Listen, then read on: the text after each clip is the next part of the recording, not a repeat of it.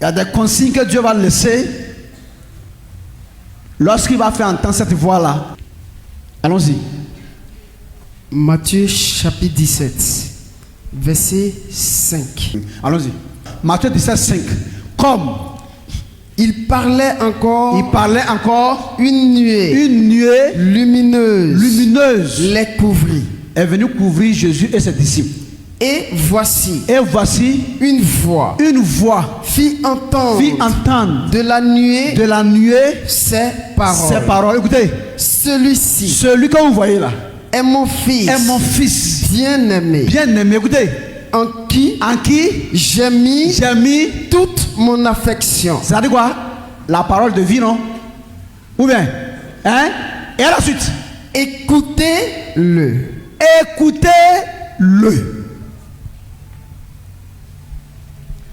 Et Jésus dit, plutôt seront heureux ceux qui m'écoutent. Ceux qui écoutent, et est-ce que Jésus a dit? On cherche à comprendre quelque chose.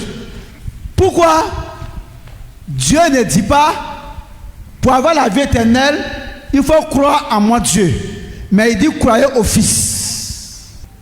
Et Dieu lui-même, il vient encore en Matthieu 17, verset 5, il dit, celui-ci est mon Fils, bien-aimé, en qui j'ai mis toute mon affection, écoutez-le.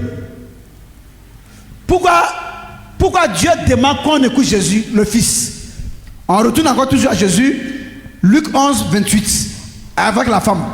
Luc 11, verset 28. Écoutez. Et il répondit, heureux plutôt. Jésus parle plutôt.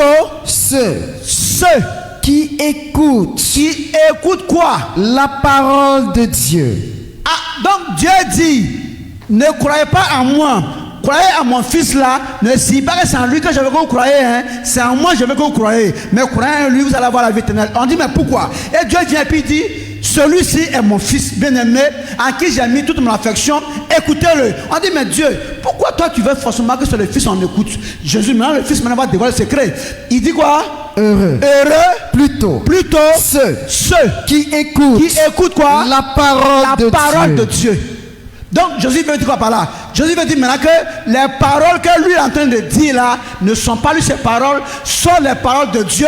Et voilà ce qui va permettre à Dieu maintenant de dire maintenant aux gens aussi, comme il reconnaît lui-même que les paroles qu'il a là ne sont pas ses paroles, mais ce sont mes paroles que j'ai mis en lui là. Alors écoutez-le. En l'écoutant, c'est mes paroles que vous allez écouter. Et en croyant en lui, ce n'est pas en lui, mais c'est en moi que vous allez croire. Jean 12, 44 maintenant.